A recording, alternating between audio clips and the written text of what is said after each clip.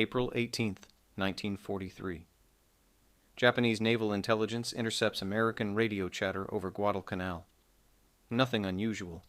The Americans are sloppy with communication security, always have been. Commander Watanabe files his report. Enemy air activity normal, no unusual deployments. 300 miles north, Admiral Isoroku Yamamoto boards a Mitsubishi G4M bomber at Rabaul, perfectly on schedule for his inspection tour of forward bases. His staff has published the itinerary days in advance. They see no risk. American fighters lack the range to threaten the road. American intelligence lacks the capability to break Japanese naval codes. Yamamoto's chief of staff, Vice Admiral Matome Ugaki, boards the second bomber. Both aircraft taxi to the runway at exactly 0600 hours. The escort fighters, 6 Mitsubishi A6M0s, take formation. Yamamoto opens his briefing papers. He plans to boost morale at Balale Airfield, deliver a speech about Japanese superiority, inspect the facilities. His itinerary lists arrival time at Balale, 0945 hours. Departure from Rabaul, 0600 hours. Flight path, direct route over Bougainville's jungle canopy. The admiral who planned Pearl Harbor never considers that Americans might plan for him. Yamamoto has earned his confidence, architect of Japan's naval dominance, the man who wrote the playbook for carrier warfare that shattered Allied power across the Pacific. In 18 months, his forces conquered territory from India to Alaska. His pilots sank the Prince of Wales and Repulse. His carriers struck Pearl Harbor, then rampaged through the South Pacific and Indian Ocean unchallenged. When he promised to dictate peace terms in the White House, no one in Tokyo thought him arrogant. They thought him conservative. His intelligence assessments of American capabilities have proven accurate again and again. Americans build good ships, but their pilots lack fighting spirit. American industry is impressive, but their military leadership is pedestrian.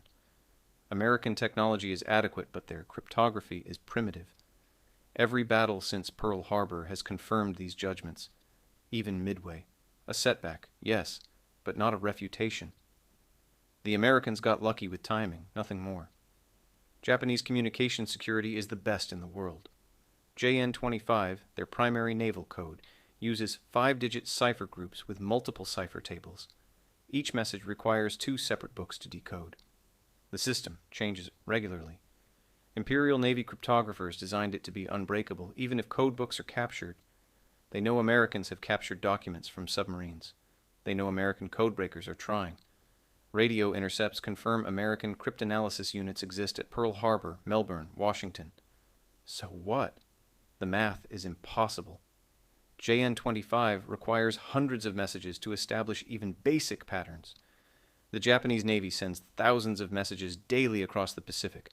The volume alone creates an unbreakable haystack. Even if Americans could read portions of the traffic, and intelligence analysis suggests they can't, they couldn't process it fast enough to matter. The war moves too fast. By the time analysts decrypt a message, the information is obsolete. Yamamoto's security staff reviews the threat assessment weekly. Conclusion: American code-breaking poses minimal risk to fleet operations. Yamamoto's itinerary goes out on April 13, 1943. 5 days advance notice, sent via JN-25, received by every Japanese base from Truk to Shortland Island. The message specifies exact departure time, flight path, aircraft types, escort strength, arrival time, even which airfield. Standard procedure for high-level inspections. Commanders need time to prepare. Troops need time to assemble. The admiral himself insists on punctuality. In the Japanese military, precision is respect. The message traffic is routine. No special security protocols apply because none are needed. The codes are unbreakable.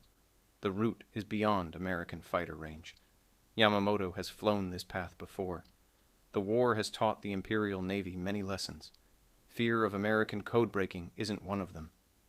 Station Hypo in the basement of Pearl Harbor receives the intercept at 16:55 hours, April 13, 1943. The traffic analysis section flags it immediately. High-priority cipher addressed to every Japanese base in the Solomons. Lieutenant Commander Jasper Holmes passes it to the cryptanalysis team. By 2,000 hours, they have the decrypt. By 2,100 hours, Commander Edwin Layton is reading it to Admiral Chester Nimitz. The message contains 19 specific details about Yamamoto's inspection tour. Departure time, 600. Arrival time, 9:45. Route, Bougainville coastline. Aircraft, 2 Mitsubishi G4M bombers. Escort, 6 A-6M fighters. Exact sequence of base visits. The itinerary is so precise that Layton can calculate Yamamoto's position at any given minute. Nimitz asks the question that matters. Can we get fighters there? Layton does the math. Rabaul to Balalai, 315 miles. American P-38 Lightnings carry drop tanks now, extending their combat radius to 435 miles. Guadalcanal to Balalai, 340 miles. The numbers work. Barely. Nimitz makes his decision in 30 seconds. Get the sons of bitches! The order goes to Admiral William Halsey, commander of South Pacific Forces. Halsey doesn't hesitate. He knows what Yamamoto means to Japanese morale. He knows what killing Yamamoto would mean to American morale. He also knows the risks. If the mission fails and Japanese realize Americans read their codes, Japan changes the cipher system. The Allies lose their biggest intelligence advantage of the Pacific War. 18 months of cryptanalysis work gone. Future operations blind. Ships sunk. Marines killed. Islands lost. Halsey weighs the strategic calculus for 10 minutes. Then he sends the order to Guadalcanal. Kill Yamamoto. Use the 339th Fighter Squadron. They have the P-38s. They have the range. They need a plan that looks like accident or random patrol contact, not targeted assassination. Make it clean. Make it deniable. Make it happen. Major John Mitchell receives the order at Henderson Field, Guadalcanal, at 2200 hours, April 13th. He has 5 days to plan an assassination that can't look like an assassination. Mitchell is 33 years old, a veteran of months of grinding combat over the Solomons. He knows the capabilities of his P-38s intimately. Maximum speed, 414 miles per hour at altitude. Service ceiling, 44,000 feet. Range with drop tanks, 435 miles. He knows Japanese capabilities too. The A-6M0, 331 miles per hour maximum, climbs faster than any American fighter, turns tighter than physics should allow. The G4M bomber, 265 miles per hour, cruise speed, light armament, nicknamed Flying Zippo by American pilots because it burns so easily when hit. Mitchell does the calculations. Guadalcanal to interception point over Bougainville, 410 miles. No margin for error, no fuel for extended combat, no room for getting lost. The mission requires flying 410 miles over open ocean at 50 feet altitude to avoid Japanese radar, arriving at an exact point within 60 seconds of Yamamoto's aircraft, killing him and flying 410 miles back, all on one tank of gas. Mitchell requests 18 P-38s. Halsey approves 16. 2 abort with mechanical problems before takeoff. 16 becomes 14, then becomes the number that matters. Captain Thomas Lanphier and Lieutenant Rex Barber are Mitchell's shooters. Lanphier is 25, graduated from Stanford, 9 confirmed kills, ego the size of a carrier. Barber is 24, quieter, 7 confirmed kills, methodical. Mitchell briefs them with the rest of the flight on April 17th. Tomorrow morning, 0725 hours, they will intercept 2 Japanese bombers and 6 fighters at exactly 0935 hours over Empress Augusta Bay. The target is not just any Japanese admiral. The target is the Japanese admiral. Mitchell doesn't explain how intelligence knows this. The pilots don't ask. They understand operational security. They understand that some questions don't get answered. What they need to know is the flight path, the timing, the recognition features of the bombers, and who shoots first. Mitchell assigns roles. 12 P-38s fly high cover to deal with the 0 escorts. 4 P-38s, Lanphier, Barber, Lieutenant Besby Holmes, Lieutenant Raymond Hine, Go after the bombers. Kill the bombers. Kill them both, if possible. Kill at least one. Do not let Yamamoto escape. The briefing lasts 35 minutes. They have 14 hours until takeoff. April 18th, 1943. 07:25 hours. 14 P-38. Lightnings lift off from Henderson Field. Each carries two 165-gallon drop tanks. Each pilot has studied the navigation chart. Major Mitchell leads. They fly in radio silence. They fly at wave-top altitude, literally 50 feet above the Pacific, low enough that spray hits their windscreens, low enough that Japanese radar can't detect them. The ocean is empty. No ships, no patrol boats, no witnesses. They fly northwest, then west, timing their speed to arrive at the interception point at exactly 0935 hours. Every P-38 burns fuel at precisely calculated rates. Every minute matters. Every degree of heading matters. At 0920 hours, Mitchell checks his watch, checks his chart, checks his fuel gauges. They're on target. 15 minutes out. He risks breaking radio silence once. Skin off tanks! 14 pilots punch the release. 28 drop tanks fall into the Pacific. The P-38s accelerate. Now they're committed. There's no reserve fuel for mistakes. They have enough gas to reach the interception point, fight for approximately 10 minutes, and fly straight back to Guadalcanal. Navigation errors are fatal. Extended combat is fatal. Getting lost is fatal. Mitchell climbs to 5,000 feet. The coast of Bougainville appears exactly where it should be, 9:34 hours. Lieutenant Doug Canning spots them first. Bogies. 11 o'clock. High. Mitchell sees them instantly. 2 green bombers, 6 fighters, exactly as intelligence predicted. They're 3 minutes early. The Japanese are flying at 4,500 feet, the bombers in a tight V formation, the Zeros stepped up behind them.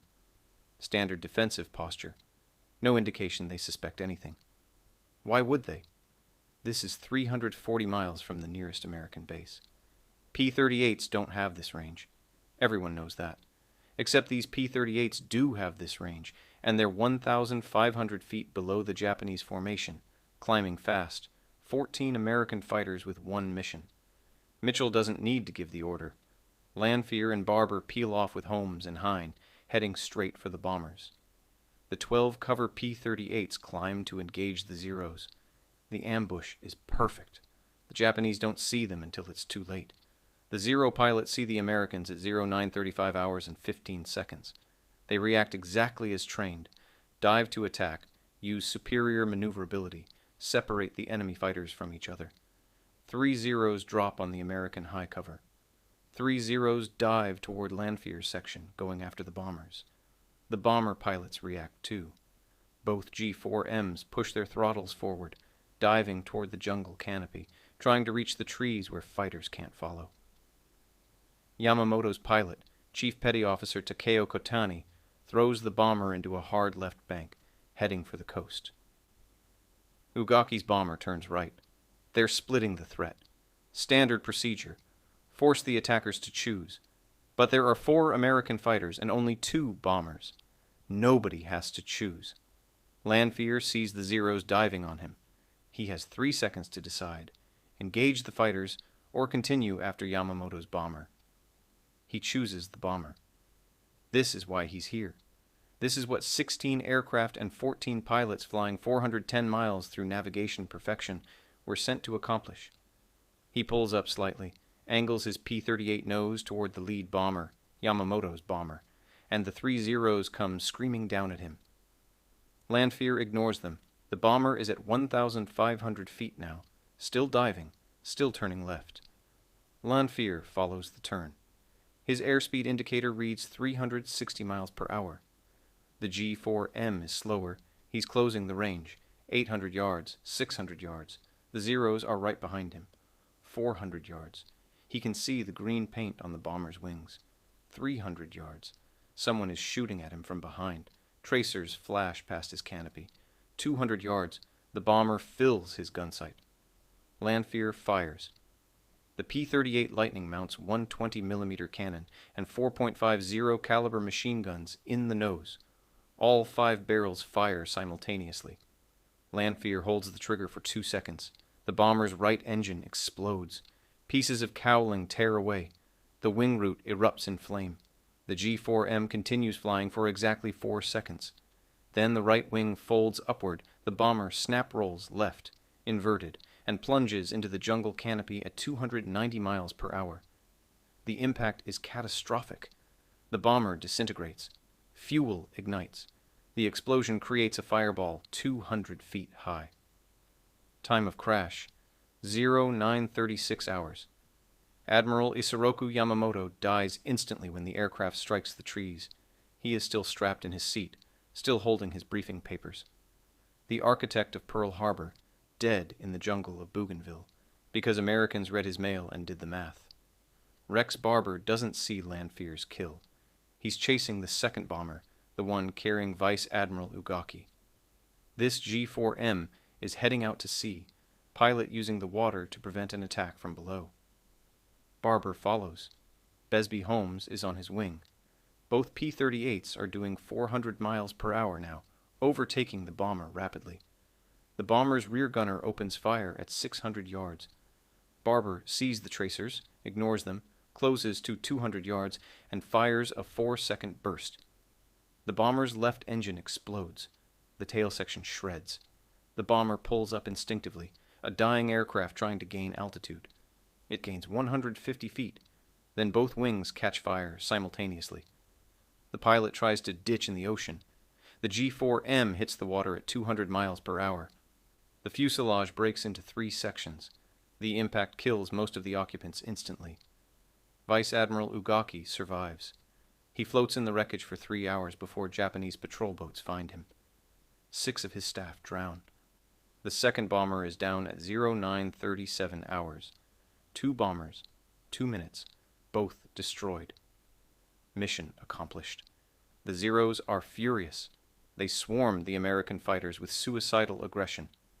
These are veteran pilots, men who've flown combat since Pearl Harbor, men who suddenly understand they've failed to protect their fleet commander. 3 Zeros gang up on Holmes. They shred his right engine, blow apart his drop tanks, puncture his coolant system.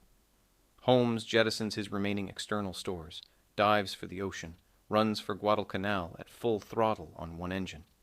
He makes it back with 14 minutes of fuel remaining. Raymond Hine finds himself in a turning fight with 2 Zeros. Impossible odds. The Zero turns tighter, always has, always will. Hine tries to extend, use his speed advantage to disengage. A Zero pilot predicts the move, leads his deflection perfectly, and puts a 20mm shell through Hine's canopy. The explosion kills Hine instantly. His P-38 rolls inverted and augers into the ocean. He's the only American loss of the engagement. 1 pilot for 1 admiral. The strategic mathematics are brutal. Mitchell counts his aircraft. 13 P-38s, 1 missing. He doesn't know which one. No time to search. Fuel is critical. Every aircraft is below half tanks. They form up and run for home, staying low.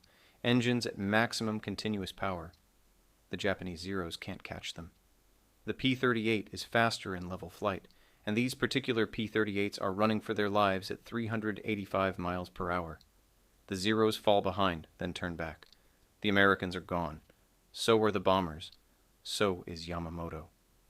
The Zero pilots return to base and report what just happened.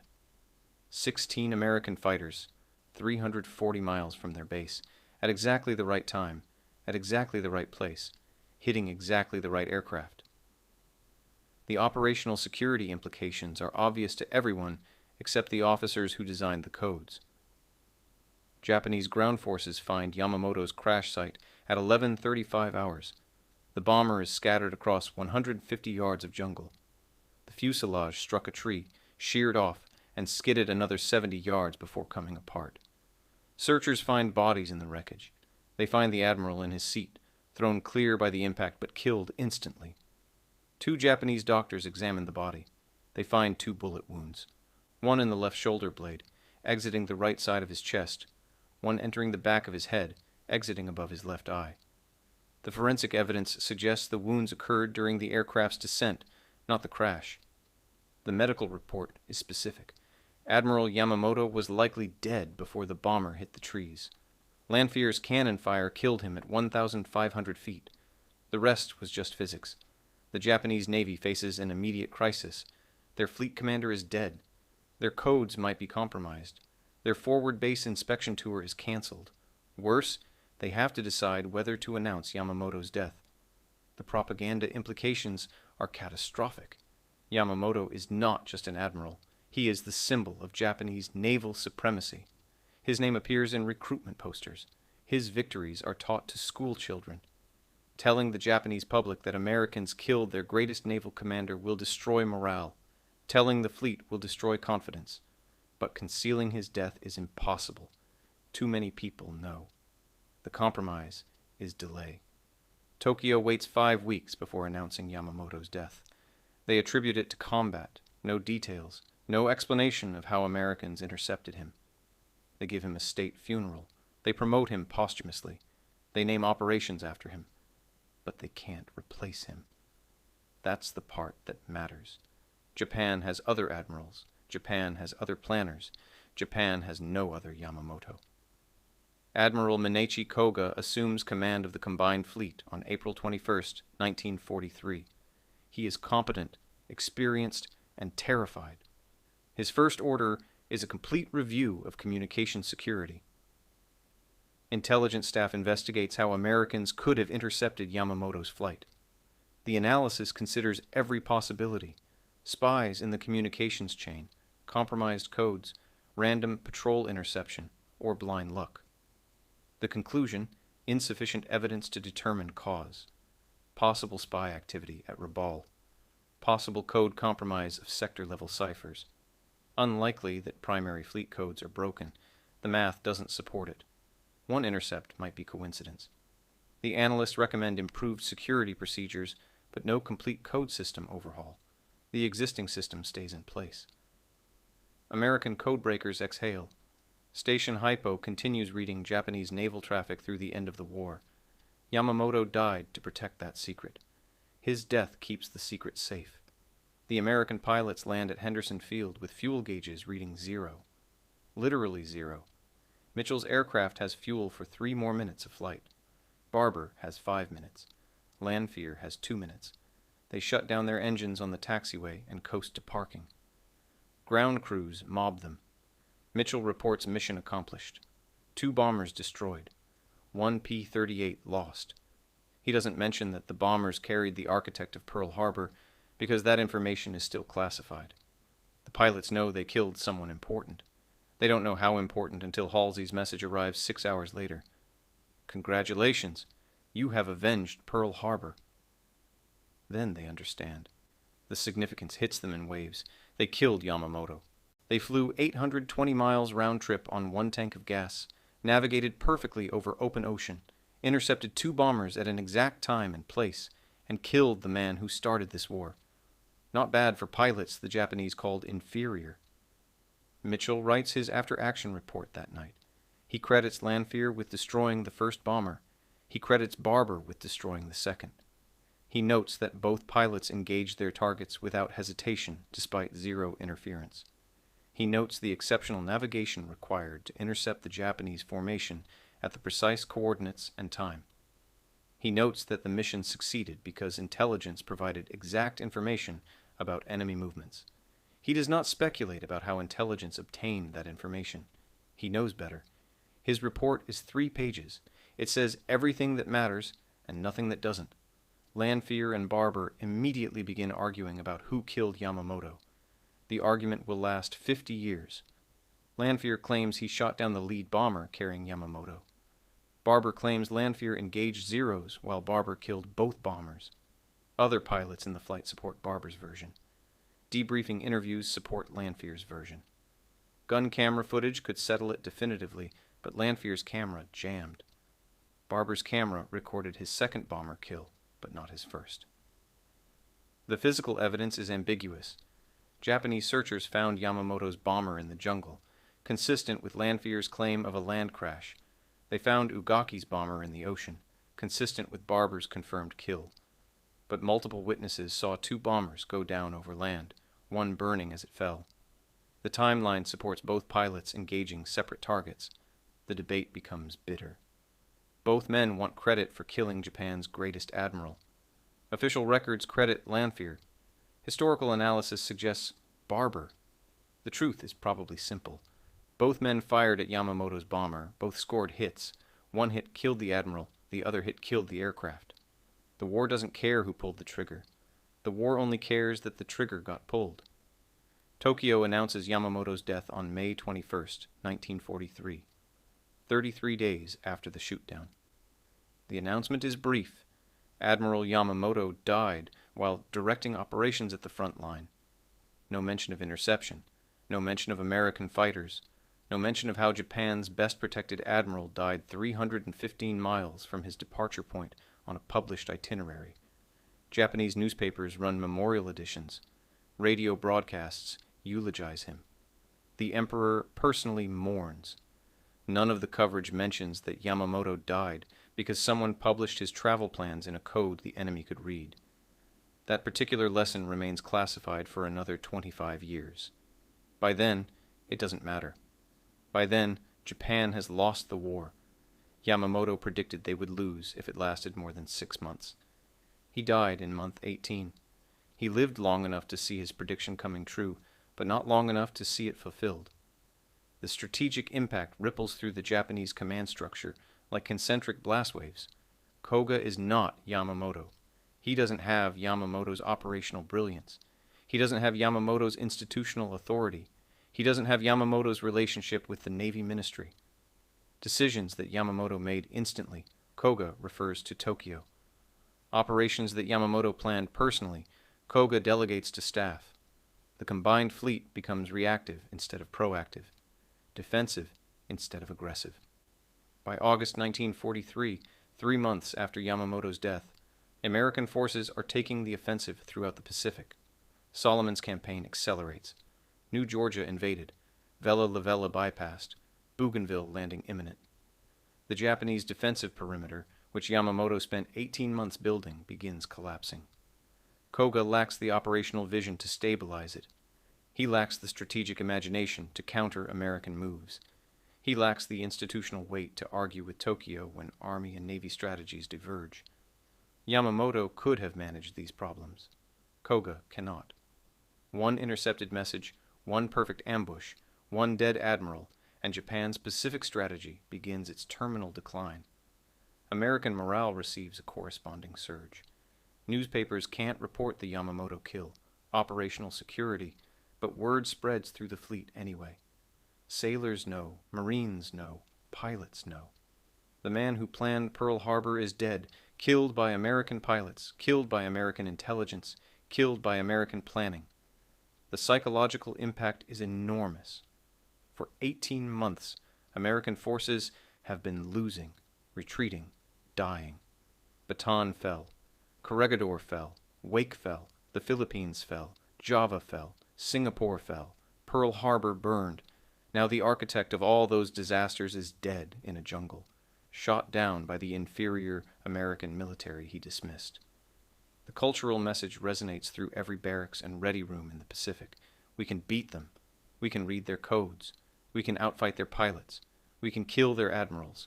We can win this war. Morale is not measurable in statistics, but commanders notice the change. Units perform better. Marines push harder. Pilots fly more aggressively. The psychological burden of constant defeat lifts. Yamamoto's death doesn't win the war, but it changes how Americans believe they can win it. Japanese strategic planning deteriorates without Yamamoto's guiding intellect. He understood American industrial capacity. He understood that Japan's early victories created a temporary advantage that would erode as American production mobilized. He planned accordingly, aggressive expansion to create defensive depth, fortify key positions, force Americans into costly amphibious assaults, drag the war into a negotiated settlement before American industry overwhelmed Japanese resources. The plan was brilliant. It almost worked. But it required perfect execution, no strategic errors, no wasted resources, and no lost time. Yamamoto's successors lack his clarity. They fortify positions that don't matter. They reinforce garrisons that can't be relieved. They waste aircraft defending islands that should be evacuated. They fight the war Yamamoto planned without understanding why he planned it that way. By November 1943, Japanese forces are trapped in a defensive posture that bleeds resources without accomplishing strategic objectives. Yamamoto saw this outcome if Japan fought the wrong battles. His successors fight the wrong battles anyway.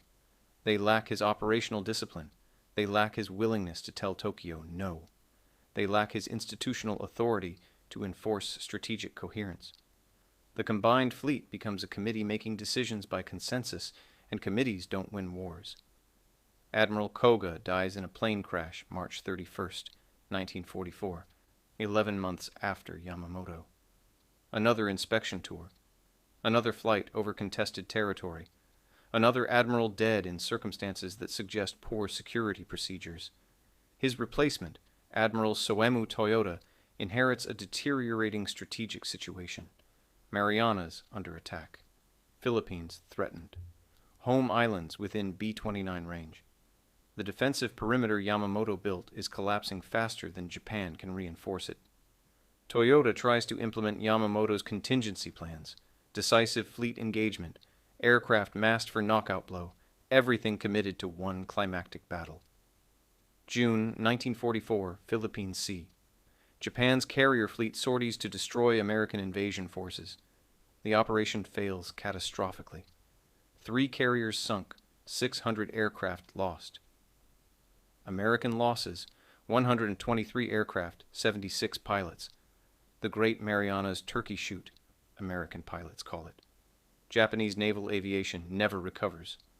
2 years after Midway, Japan loses another carrier battle, this time with no excuses about luck or timing. Americans have better pilots, better tactics, better intelligence, better equipment, and better admirals. Yamamoto predicted this too. He just didn't predict he'd be dead before it happened. The code intelligence that killed Yamamoto continues killing Japanese ships, aircraft, and operations for another 2 years. Station Hypo reads convoy schedules, battle plans, reinforcement timetables, supply manifests. American submarines sink Japanese merchant ships faster than Japanese shipyards can replace them. American aircraft ambush, Japanese reinforcement flights. American commanders read Japanese operational plans before Japanese field commanders execute them.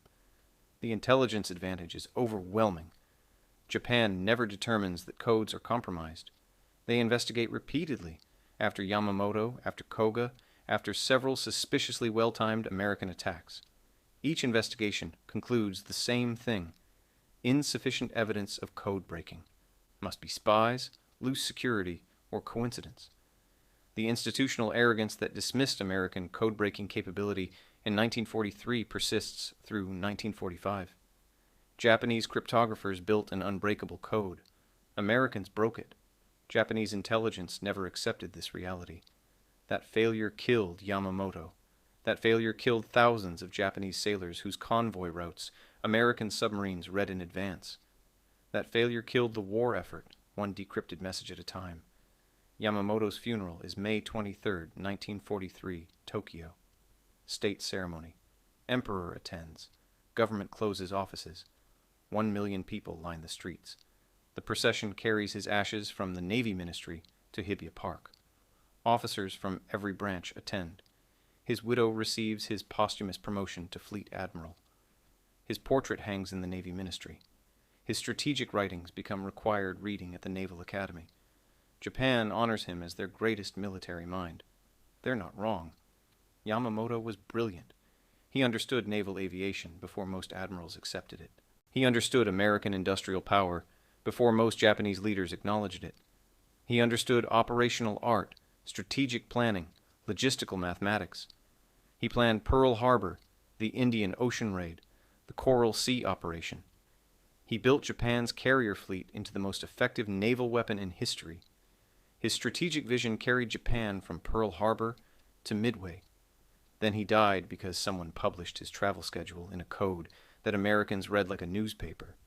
Brilliant strategist, meticulous planner, dead at 59 because he trusted the wrong people about the wrong thing. The irony is perfect. American strategists debate whether killing Yamamoto was the correct decision. Some argue his successors were less competent, therefore killing him helped the war effort. Some argue he understood American strength better than his successors, therefore keeping him alive might have led Japan toward earlier negotiations. The debate is academic. Nimitz made the call. Halsey executed it. Mitchell planned it. Lanphier and Barber flew it. Yamamoto died. The strategic consequences followed. Second-guessing is historians' privilege. Decision-makers in April 1943 didn't have historians' hindsight. They had one shot at killing the man who planned Pearl Harbor. They took it. Yamamoto died. American morale soared. Japanese strategy deteriorated. The Pacific War continued another 2 years, 4 months, and 8 days. Whether Yamamoto's survival would have shortened or lengthened that timeline is unknowable.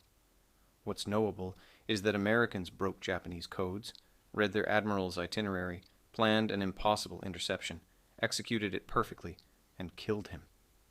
That happened. The rest is speculation. The P-38 Lightning becomes legendary partly because of Operation Vengeance, the aircraft that killed Yamamoto. The fighter with range nobody believed possible. The twin-boom design that everyone mocked until it started killing Japanese admirals at ranges Japanese fighters couldn't reach. Lockheed builds 10,000 P-38s during the war. They fight in every theater. They escort bombers over Germany. They strafe trains in France. They sweep Japanese airfields in the Philippines.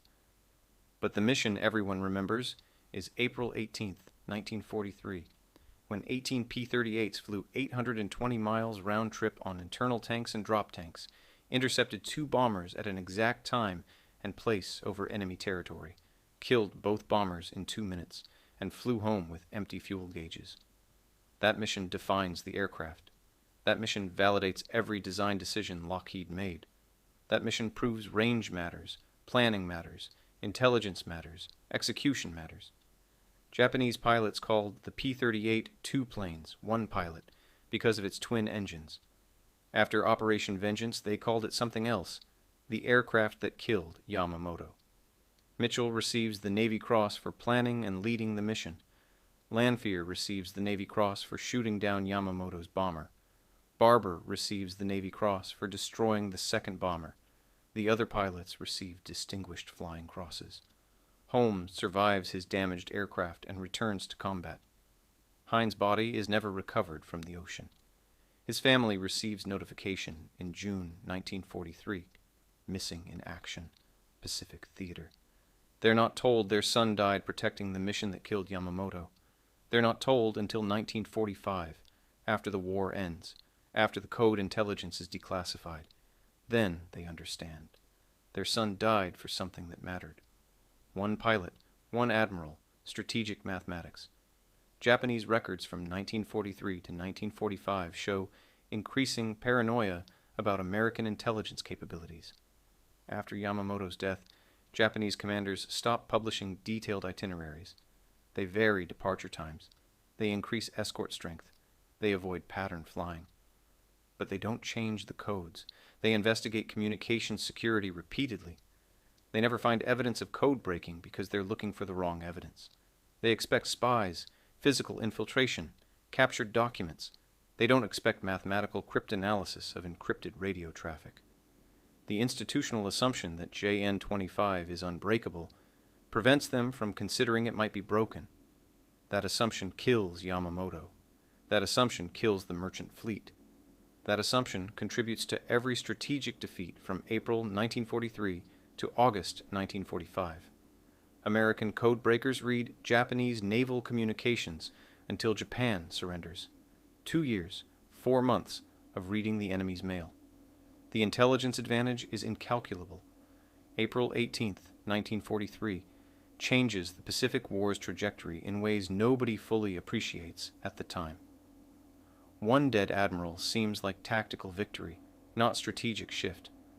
But war is cumulative. Tactical victories accumulate into operational advantages. Operational advantages accumulate into strategic dominance. Yamamoto's death begins a cascade. Command structure weakens, strategic planning deteriorates, operational execution suffers, tactical performance declines. The combined fleet never recovers its edge. Meanwhile, American forces continue improving. Better aircraft arrive, better tactics develop, better intelligence accumulates, better commanders emerge. The gap widens, monthly. By mid-1944, American forces are qualitatively superior in every measurable category. That superiority didn't begin April 18, 1943. But that date marks when Japanese advantages started eroding faster than they could compensate. Yamamoto alive might have slowed the erosion. Yamamoto dead guaranteed it accelerated. One mission, one morning, 14 aircraft, 4 shooters, 2 bombers, 1 admiral. The mathematics of history turning on precise execution of perfect intelligence. Bougainville jungle swallows Yamamoto's crash site within months. Vegetation grows over the wreckage. Rain rusts the metal. The bomber that carried Japan's greatest admiral becomes indistinguishable from the rainforest. American investigators visit the site in 1947 to verify details for historical records. They find scattered debris, some personal effects, fragments of aircraft structure. They photograph everything, collect samples, and leave. The jungle reclaims the site. Today, the crash location is marked by a memorial.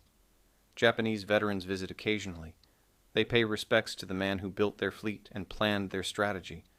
They honor his brilliance. They mourn his death. They don't discuss how he died. That conversation is uncomfortable. It requires acknowledging that American intelligence was better, American planning was sharper, American execution was flawless. Easier to remember the admiral than examine the failure that killed him. The memorial sits in the jungle, quiet and isolated, like the man it commemorates, brilliant, strategic, and ultimately betrayed by institutions that couldn't match his vision. Thank you for keeping these stories alive. The story of Operation Vengeance is a masterclass in intelligence, planning, and execution. Proof that arrogance, no matter how well earned, is still arrogance. Yamamoto was brilliant. His mistake wasn't tactical. It was trusting a system built on assumptions that Americans shattered with patience, mathematics, and 14 pilots willing to fly an impossible mission. Subscribe for more untold stories of World War II's most stunning reversals, where overconfidence met reality and reality won. Hit that like button to honor the codebreakers, navigators, and pilots who turned intelligence into action. Share this with anyone who appreciates military history told without the fluff, just the facts that make you realize wars aren't won by the biggest guns. They're won by the best information and the will to use it.